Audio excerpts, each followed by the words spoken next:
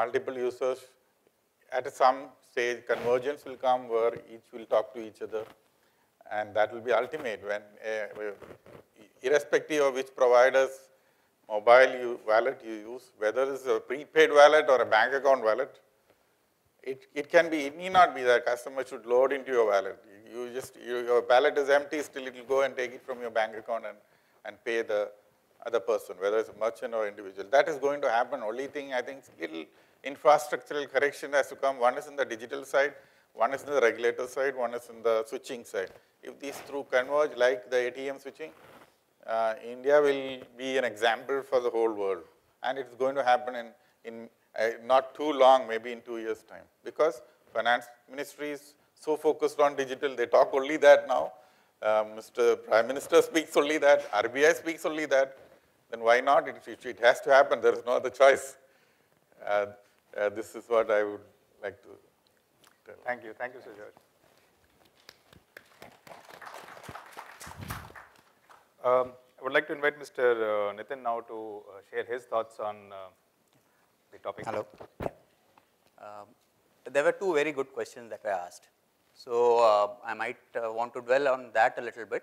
The first question I might take a little later because I have a very different viewpoint which might come up later in the discussion. The second question was whether how do we get POS or merchant payments to small establishments and when it will come. That's a very good question, and if you, for that, there are two constraints for that, or two challenges. The first is infrastructure, obviously. Okay, you need to have the infrastructure there, and the second is the MDR or the MDR rate that gets paid by the merchant and the need that he feels for that. So I'll dwell on these two. So the infrastructure, if you look at, POS payments started with cash registers, digitization of POS payments, started with actual or automation or whatever you call it, started with cash registers and calculators long back. And then diners and all came up with cards, and then machines changed to accept cards. And over a period of, say, over 50 years, they have emerged to come up with some small devices which are desktop, and then made them make it GPRS with mobile technology coming in, or broadband technology coming in. You could take that instead of a desk or a shop desk, you could take it to a customer sitting at a restaurant and get it paid. And then in 2010, there was a disruptive technology which came up, which was aided by mobiles, basically, right? Mobiles became smart, and sometimes more smarter than many humans. So, mobiles could do a lot of things, a lot of power. And so Square and all people came in with dongles, which came into a mobile phone. And then these pieces, if you guys have not seen, anybody has not seen, is a mobile phone. You have a smartphone, any smartphone, and there's a small dongle which goes into the headphones jack. And that's a card swiper.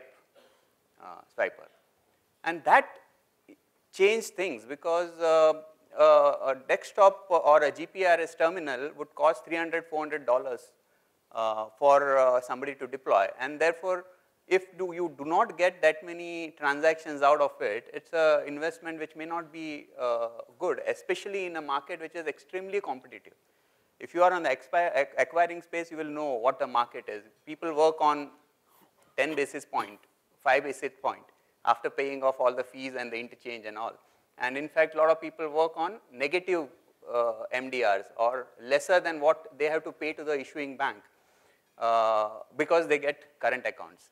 Okay, so that's the float that they get. So some banks would offer, say, the average MDR is something like, average interchange is something like 1.6%, and people will work at 1% MDR to the shop owner, because he keeps a huge float.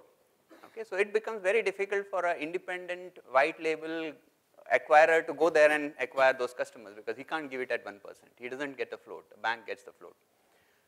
So 300, 400 was a very expensive proposition, and then maintaining it, and then there are 3, 4 terminals that are with the merchant, and he uses it based on promotions. So there is a cost of promotion also. With Square and all these innovations, what happened is the mobile of the merchant itself becomes a POS device. You just need a card swiper. And that what took everywhere. So everywhere in the world, these are becoming pretty much more dominant, and therefore a taxi driver or a rickshaw driver also doesn't need to have a machine which is installed and integrated with his system. He can just use his phone and a dongle. In India, it was also started coming up when RBI changed the rule and put in card and chip and pin. With the chip and pin, the pin which you enter has to be encrypted at the entry point. So it cannot be encrypted while sending. It has to be encrypted when you are entering. So you require a triple dash keypad. And therefore, the Square device went out of circulation in India, and you had another device called a pin pad with a swipe or a chip enablement. So, but still, it was much more. It's much more cheaper. That device you get it for say $30.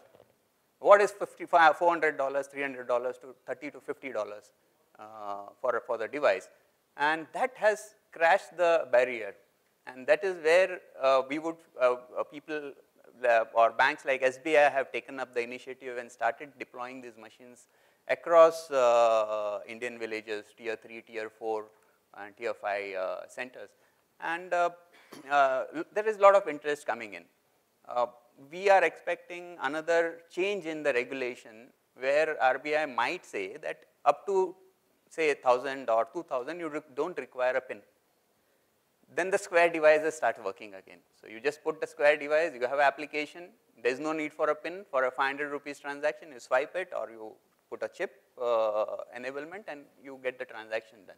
So I think we are moving there. We are moving now to small merchants, and that's where the second question comes up, is the MDR.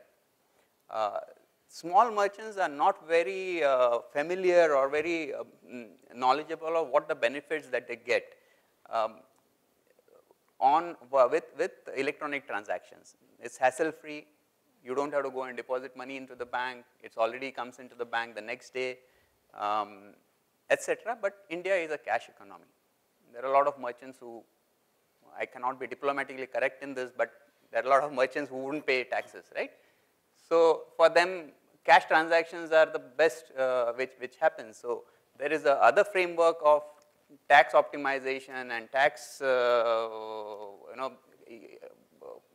doing that bit from the government for them to correct their ways and start using electronic as the only means of transaction, because it's very convenient. You don't have to keep cash in a drawer, right? There could be thefts. You could take it home and then you can lose the cash. There is a cost of depositing cash in some banks for current accounts, etc., which gets nullified if you have electronic transactions. So I think we will be there, but there are these constraints. The second constraint is the larger constraint than the first. The infrastructure is still okay. There are banks who are willing to provide that infrastructure if you're going to use that. So on that part, I think we would be there, but yes, there are constraints in small enterprises wanting to do electronic transactions from the taxability, etc. perspective. And if there is time, I can take a little. I'll not dwell too much on the first question. We said interoperability, and interoperability means standardization. Standardization of messages, standardization of rules governing. And I feel that standardization curtails innovation. You standardize thing and everybody starts following that, nobody thinks out of the box. Nobody comes up with an innovative system, innovative thing to get it. So standardization, interoperability has to be at a different level. I should be free to do my own innovation, but when it goes to say Visa or for NPCI, they map it. For example, if I'm sending to him and we are on different platforms, they map it, they convert that transaction to talk to them and then send it back. So that I feel would be a better way of interoperability than pure standardization. and curtailing everybody's thinking to think only doing the way somebody tells.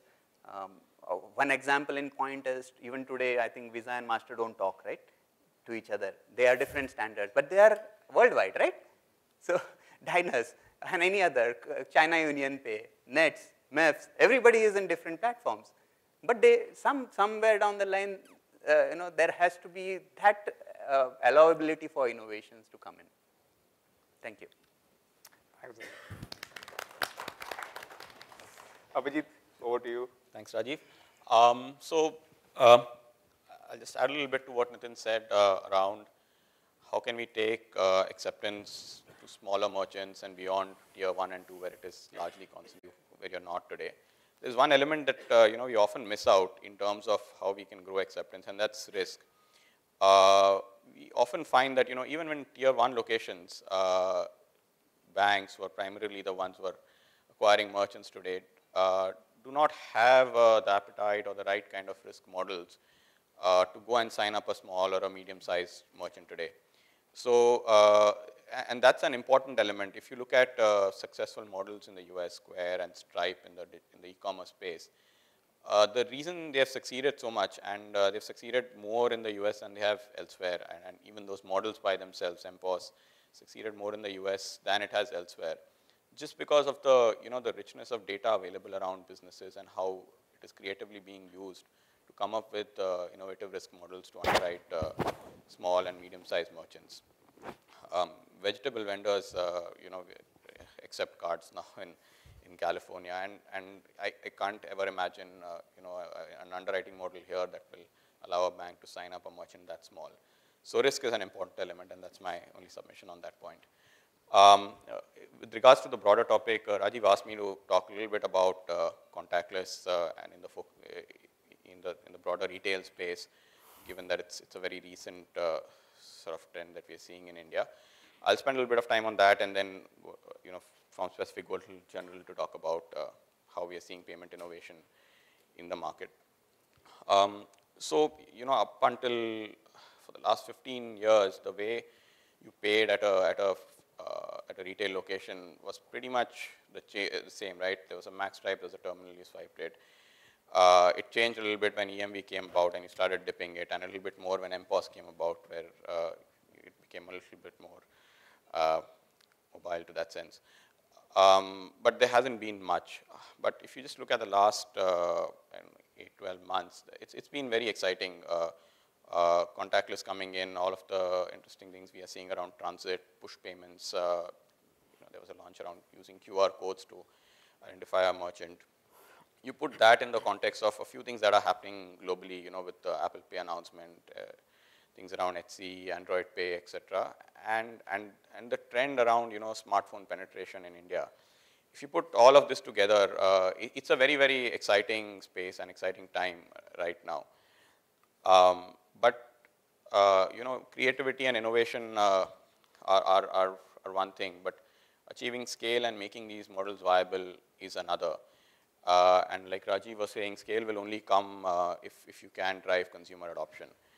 And driving consumer adoption, is a hard slog. It's very easy, not being the right word, but there are a number of solutions that are coming up. But driving scale, will not be easy. Again, just taking the contactless example, just getting issuers to start issuing cards and acquirers to start deploying terminals will not make contactless successful in India. It will take a lot of other things. What can we do to drive mass issuance? What can we do to make sure that every incremental EMV card that goes out is now enabled with contactless? What can we do to ensure there is ubiquity? There is acceptance everywhere for contactless payments, particularly in all of the right merchant segments, supermarkets, cinemas, QSR, pharmacies, convenience, all of that. And that is also just the beginning. Eventually, it will all come down to that 18, 20-year-old cashier standing at that till, who's just joined the last 2 weeks, knowing how to accept a contactless payment, and then you overlay that with the same phenomenon happening in a tier 2 or a tier 3 location. So it's a very long journey. It will take time, but for contactless and for any other payment innovation that we as an industry look to bring to the market, driving scale is something we need to bear in mind, and that's never easy, and that has to do largely with driving consumer adoption. With that, I'll just talk about a few other trends that we are watching very closely. The first one, is around convergence of face-to-face and card not present, or e-commerce as we used to call it. A classic example is Uber. There's no card there, but you're in a face-to-face environment, and look at the classic, frictionless experience that they have created. Another one that we're seeing is around large digital powerhouses shifting from what was their main business focus all this while and extending themselves into payments. WeChat, which is an instant messaging platform in China, is very large in payments there, interpersonal and to merchants. Facebook, just announced P2P on Messenger recently. So that's another key trend. What we are seeing happening with HCE, Android Pay, mobile NFC, that's a trend. And another very key trend is around push payments. All of this while the way payments have happened in the marketplace is a merchant swipes a card on a terminal and he literally goes into your bank account and takes money.